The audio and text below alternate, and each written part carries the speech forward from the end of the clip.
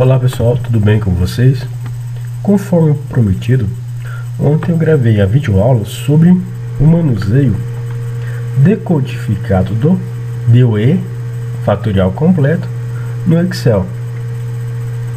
Veremos agora como fazer as mesmas coisas, entretanto no software Minitab, tá pessoal? Vamos perceber que nós teremos exatamente essas matrizes aqui para analisar. Então vou dar um Ctrl C aqui, dar a resposta e vamos aqui abrir o Minitab.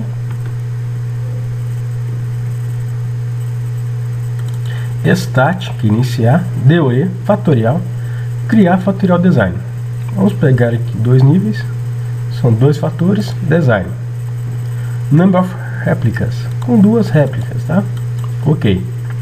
Factors, A e B.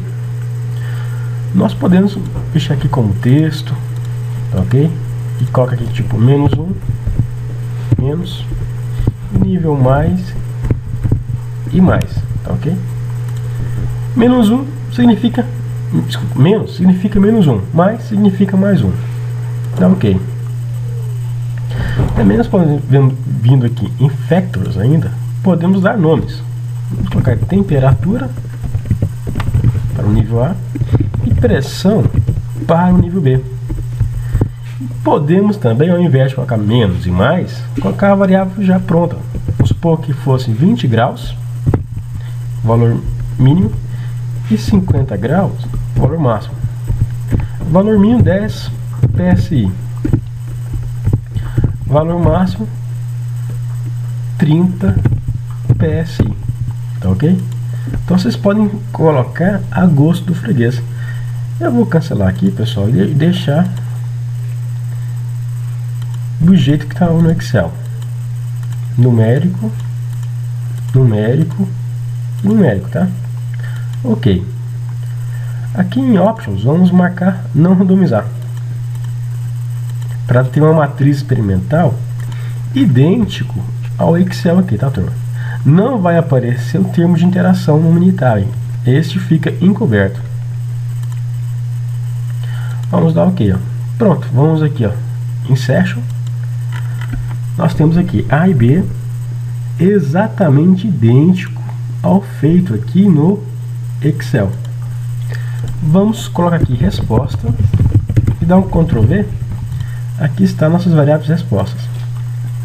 Stat, DOE, fatorial, analisar, fatorial design. Variável resposta. Ok. Turma, vocês podem perceber que nós temos exatamente esta parte aqui, ó. Termos, efeitos, coeficientes. Vamos lá? Efeito 12,25, 23,35 e 4,25. Coeficiente nada mais é que o efeito por 2. Ser coeficiente, turma, na verdade é o nosso erro experimental. Quem é o T aqui? É o T-teste. É o coeficiente dividido pelo C coeficiente, tá? E aqui nós temos o p-value. Nós não temos aqui no caso T crítico, como eu coloquei aqui para vocês, ó. T crítico e p-value. Se eu colocar aqui com mais caso esse mais, nós teremos os mesmos p-values do Minitab. Não foi coincidência. Aqui nós temos o nosso erro experimental, que no caso é idêntico ao encontrado aqui, ó. Idêntico. Aqui nós temos o R quadrado. Desculpa, o R quadrado 99,15. Esse é o ajuste da reta, que foi o valor que eu encontrei aqui, conforme eu mostrei na aula anterior para vocês. Deixa aqui, que vocês possam ver. Bom, agora vamos analisar o ANOVA no Minitab. Turma, mais uma vez idêntico ao mostrado aqui no Excel. Aqui nós temos as fontes, né? Main Effect, A e B. Vocês podem ver, ó, 1428,25, idêntico. Ok? A DF é o grau de liberdade, tá, turma? Por que tem 7 no total? Não são 8 corridas? É porque a média pega para ela 1 grau de liberdade. Portanto, sobram 7 graus de liberdade. Sendo que destes 4 graus de liberdade vão para o erro. Aqui eu mostrei como encontrar a soma quadrática,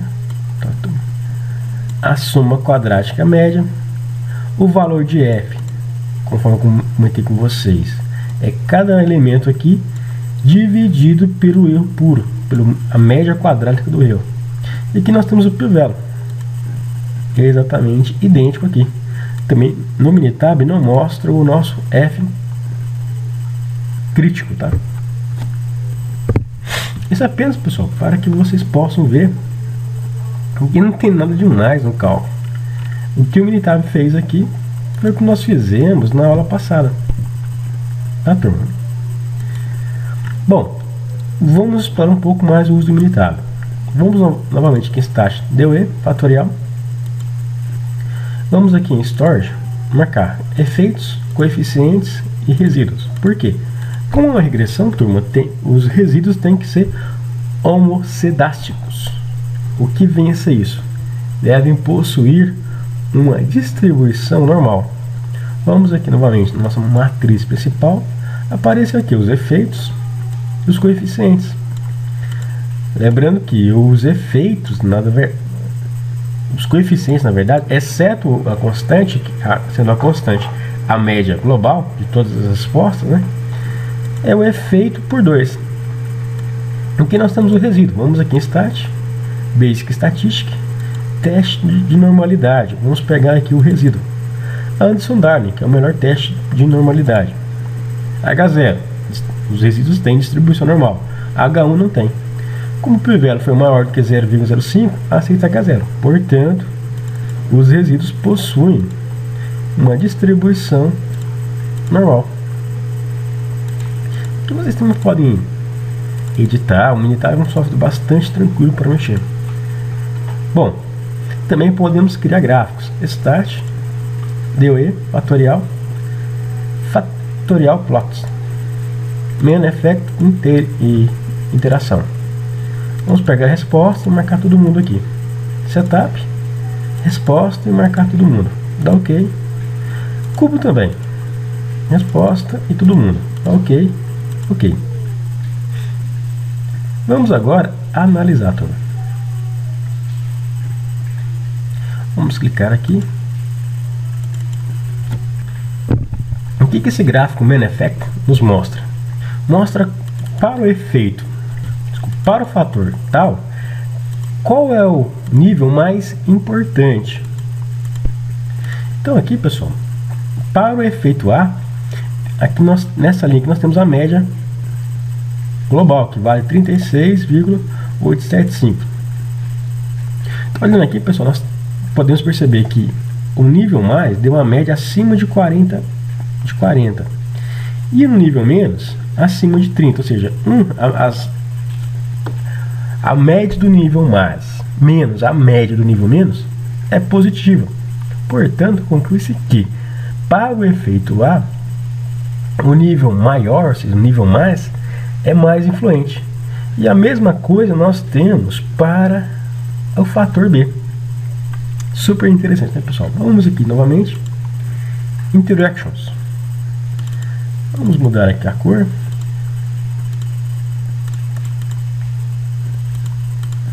Aqui, turma, nós temos o seguinte, ó, a interação.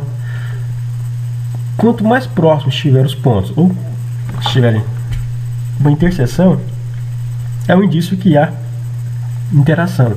Mas nós só conseguimos enxergar pelo pivelo. A gente vai ver aqui no pivelo, turma, aqui em Session, percebe-se que o pivelo da interação é menor do que 5%. Portanto, a interação é significativa. Então, nesse caso aqui, pessoal, a interação. Se essas duas linhas estiverem paralelas, significa que não há correlação, né? Nesse caso aqui, nós podemos afirmar que há correlação.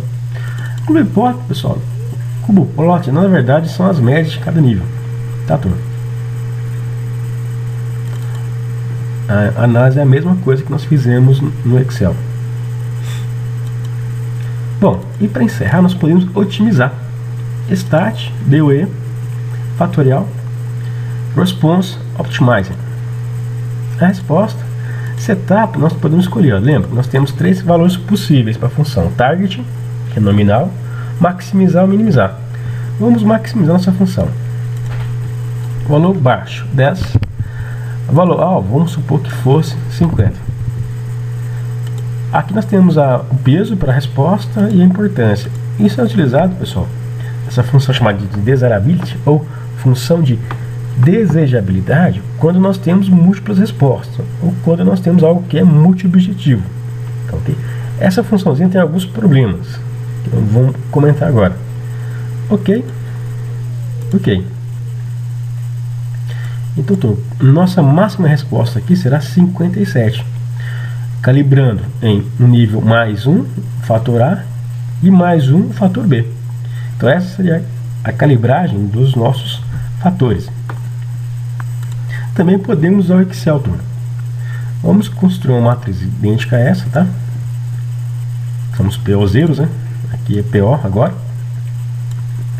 O que nós analisaremos aqui, ó? Aqui estão os valores codificados, fatores A e B, e os valores ótimos. E aqui está a variável resposta. Como que nós criamos isso? Aqui nós não temos o coeficiente, vamos modelar nossa função igual esse cara aqui mais esse cara aqui vezes A mais esse cara aqui vezes o B e mais esse coeficiente aqui vezes A e vezes B. Essa função aqui, pessoal, é não linear. Já está feita a função, logicamente tem que dar aqui o valor da constante. Dados solver. Eu vou remover todos aqui, pessoal, para que vocês possam me acompanhar.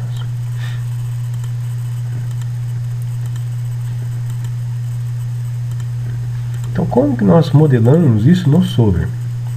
Definir objetivos. Vai vir nossa variável resposta, que vamos maximizar, está marcado. Serão as variáveis, serão os parâmetros ótimos, está aqui. E vamos adicionar as nossas restrições. O nível AB tem que ser menor ou igual a 1. Adicionar.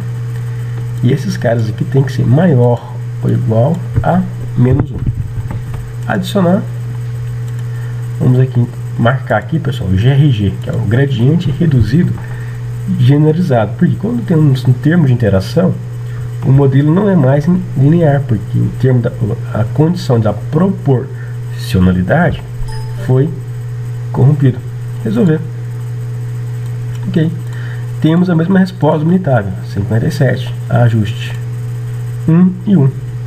Ou seja, vamos calibrar no nível mais e no nível menos.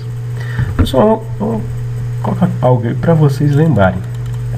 Vou chamar de VC a variável codificada. Como que nós obtemos o valor da variável codificada, pessoal? É o valor encontrado menos o ponto médio. Isso aqui, pessoal, médio dividido, vou inserir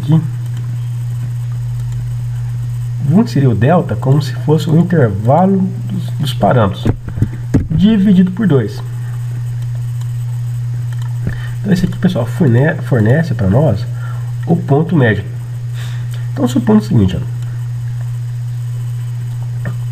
por que menos 1? Vamos supor que ao invés de ser menos 1 e 1, se fossem 20 e 50 graus. A sendo temperatura, fator de temperatura. Então nós temos aqui fator A, temperatura, que está entre 20 e 50 graus. Como que nós codificamos isso? Seria igual o valor encontrado. Vamos supor que nós encontramos 50 menos o ponto médio, 50 mais 20, 30. Desculpa, 50 mais 20, 70. Por 2, 35. Dividido pelo intervalo, variação de intervalo, 50 menos 20 dá 30. Por 2, 15. Portanto, conclui-se aqui. O nível 50 vale 1. Quanto que vale o nível 20 graus? Mesma coisa, ó. 20 menos muda aqui já. Ao invés de 15, passa para 20. Nós teremos menos 1. Tá, turma? Obrigado a todos e até a nossa próxima aula.